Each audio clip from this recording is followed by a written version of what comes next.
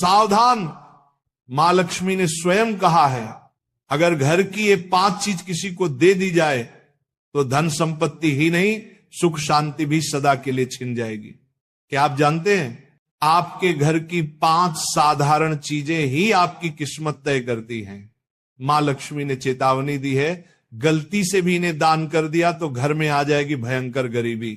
बहुत समय पहले प्राचीन भारत के एक छोटे से नगर विशालपुर में एक साधु का आश्रम था। वहां दूर दूर से लोग आकर आध्यात्मिक शिक्षा प्राप्त करते थे। नगरवासी साधु को आचार्य देव कहते थे, क्योंकि वे केवल भिक्षा लेकर जीवन व्यतीत नहीं करते थे, बल्कि लोगों को सही जीवन जीने की राह भी दिखाते थे। विशालपुर नगर समृद्ध था, लोगों के घर धन, धान्य, गहनों और रत्नों से भरे रहते थे।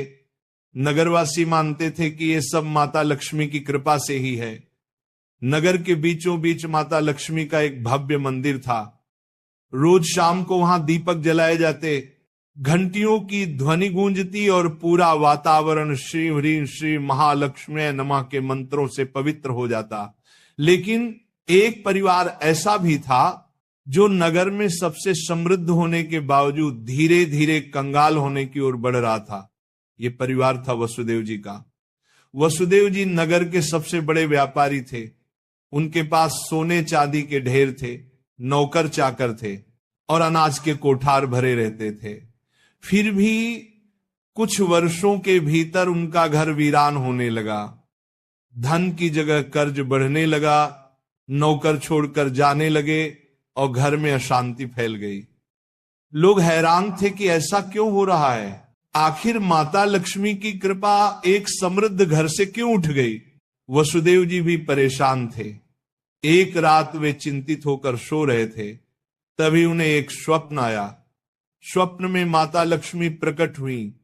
उनके मुखमंडल से दिव्य आभा निकल रही थी। 4 हाथों में कमल, शंख, गदा और सोने के सिक्कों की वर्षा करने वाला पात्र था।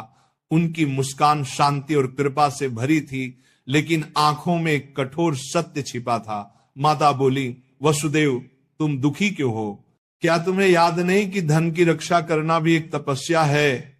तुमने अपने घर की 5 पवित्र वस्तुएं बार बार दूसरों को देकर मेरे निवास को अशुद्ध कर दिया, इसलिए मैं तुम्हारे घर से विदा हो गई। वसुदेव ने हाथ जोड़कर कहा, मां मुझे क्षमा करें, कृपया मुझे बताइए कि वे 5 वस्तुएं कौन सी हैं जिन्हें देने से घर में गरीबी आती है। माता ने कहा, यह रहस्य मैं बताऊंगी, परंतु ध्यान रहे ये केवल तुम्हारे लिए नहीं बल्कि पूरे नगर और संसार के लिए शिक्षा है। 5 वस्तुएं कभी भूलकर भी घर से बाहर नहीं देनी चाहिए, क्योंकि ये वस्तुएं मेरे निवास की जड़ें हैं।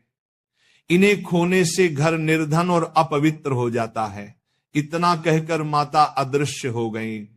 वसुदेव घबराकर उठ गए। उनका शरीर पसीने से तरबतर था।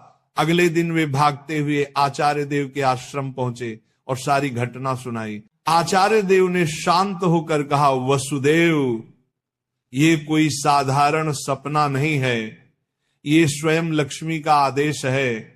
अब तुम्हें धैर्य रखना होगा। माता लक्ष्मी ने जो 5 रहस्य बताए हैं, उन्हें समझने के लिए तुम्हें एक आध्यात्मिक यात्रा करनी होगी, तभी तुम्हें सच्चा उत्तर मिलेगा। और इस प्रकार यात्रा शुरू हुई। वसुदेव ने अपनी पत्नी सुभद्रा और बेटे माधव के साथ नगर छोड़ दिया और आचार्य देव के आदेश पर हिमालय की ओर प्रस्थान किया। रास्ते में उन्हें तरह तरह की घटनाएं घटी। एक गांव में उन्होंने देखा कि एक महिला अपने घर का चूल्हे की राख दूसरों को दे रही है। वसुदेव को तुरंत माता लक्ष्मी की बात याद आई। क्या राख की भी उनमें से एक वस्तु है? उन्होंने महिला से पूछा, बहन तुम ये राख क्यों बांट रही हो? महिला ने कहा, महाराज लोग मानते हैं कि राख खेत में डालने से फसल अच्छी होती है। वसुदेव ने सोचा, लेकिन यही तो गलती है। चूल्हे की राख घर के भोजन और अग्नि का प्रतीक है। इसे बाहर देने से घर की उन्नति रुक जाती है। यात्रा आगे बढ़ी। वसुदेव, सुभद्रा और माधव पहाड़ों की कठिन राह से गुजर रहे थे। एक रात वे एक आश्रम पहुंचे। वहां एक वृद्ध साध्वी ध्यान में लीन थी। साध्वी ने वसुदेव को देखकर मुस्कुराते हुए कहा, तुम्हें लक्ष्मी माता के 5 रहस्य जानने हैं ना? ध्यान से सुनो। ये पहली वस्तु है चूल्हे की राख। इसे किसी को मत दो, ये घर की लक्ष्मी को बाहर कर देती है। वसुदेव ने प्रणाम किया और रहस्य को याद कर लिया। दूसरे दिन वे आगे बढ़े। एक गांव में देखा कि लोग अपने घर से झाड़ू निकालकर दूसरों को दे रहे।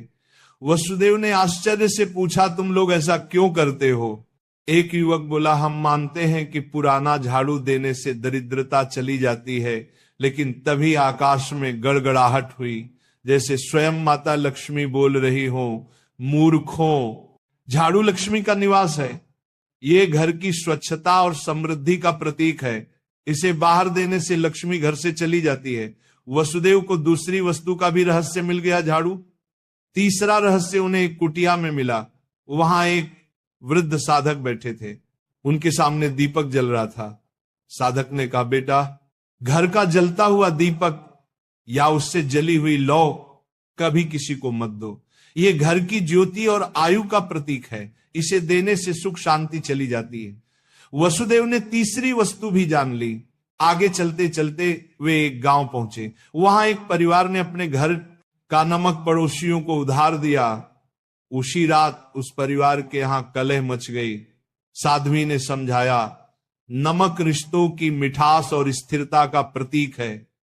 घर का नमक देना लक्ष्मी को अपमानित करना है। अब वसुदेव को चौथी वस्तु भी मिल गई, नमक। अंततः हिमालय के पास एक गुफा में तप करते एक योगी ने अंतिम रहस्य बताया। योगी बोले, वसुदेव, 5वीं वस्तु है कपड़े का कोना या पल्लू। महिलाएं अक्सर पुराने कपड़े का पल्लू काट कर दे देती हैं, लेकिन यही स्त्री की लक्ष्मी और घर की मर्यादा का प्रतीक है। इसे देना घर के भाग्य को काटना है। अब 5 वस्तुएं स्पष्ट थी। पहला, चूल्हे की राख। दूसरा, झाड़ू। तीसरा, जलता दीपक। चौथा, नमक। 5वां, कपड़े का कोना। वसुदेव ने कृतज्ञ होकर योगी को प्रणाम किया।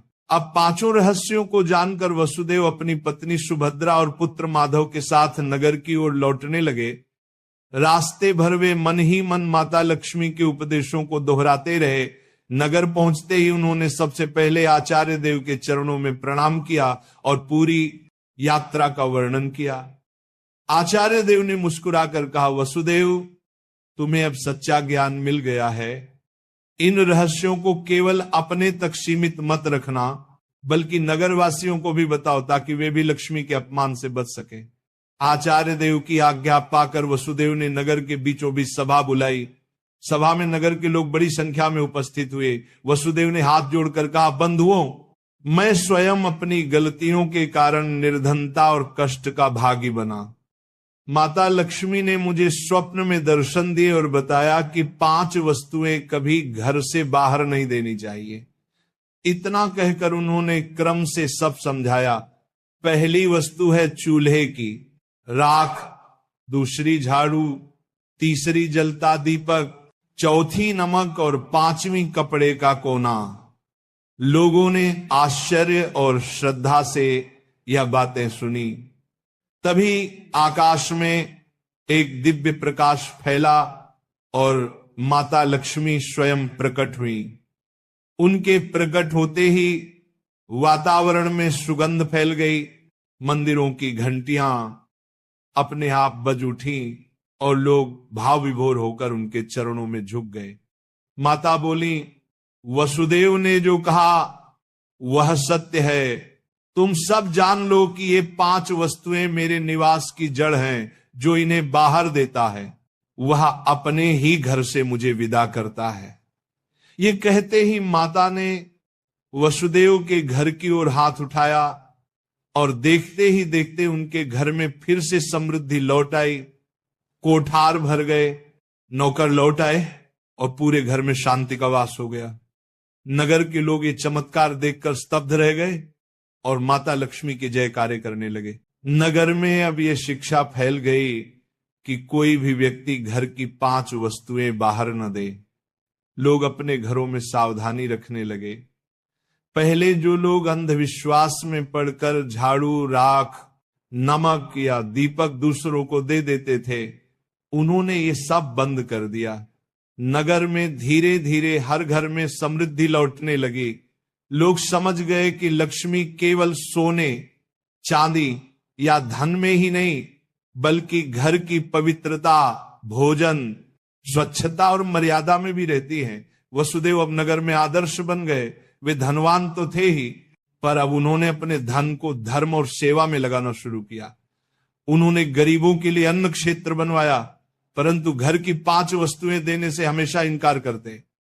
जो भी उनसे ये चीजें मांगता वह विनम्रता से कह देते, भाई ये माता लक्ष्मी की मर्यादा है, इन्हें देने से मेरे ही नहीं तुम्हारे घर की भी समृद्धि घट जाएगी। लोगों ने भी इस शिक्षा को हृदय से स्वीकार कर लिया। समय बीतने पर नगर विशालपुर दूर दूर तक प्रसिद्ध हुआ कि वहां न तो कोई निर्धन रहता है और न ही किसी के घर में कलह होती है। ये सब केवल माता लक्ष्मी की शिक्षा का परिणाम था। माता लक्ष्मी समय समय पर नगर में आकर वसुदेव को आशीर्वाद देती और नगरवासियों को याद दिलाती कि लक्ष्मी केवल धन की देवी नहीं, बल्कि संतुलन, संयम और मर्यादा की शक्ति है। अंततः वसुदेव के जीवन की सबसे बड़ी सीख यही बनी कि लक्ष्मी की कृपा केवल मेहनत से ही नहीं, बल्कि मर्यादा के पालन से भी प्राप्त होती है। माता लक्ष्मी केवल धन संपत्ति की देवी नहीं, बल्कि वे पवित्रता, मर्यादा और संतुलन की शक्ति है। घर की समृद्धि बनाए रखने के लिए मेहनत और सदाचार के साथ साथ मर्यादा का पालन भी आवश्यक है। चूल्हे की राख, झाड़ू, जलता दीपक, नमक और कपड़े का कोना, ये 5 चीजें लक्ष्मी का निवास मानी जाती हैं। इन्हें घर से बाहर देने का अर्थ है लक्ष्मी को स्वयं विदा करना।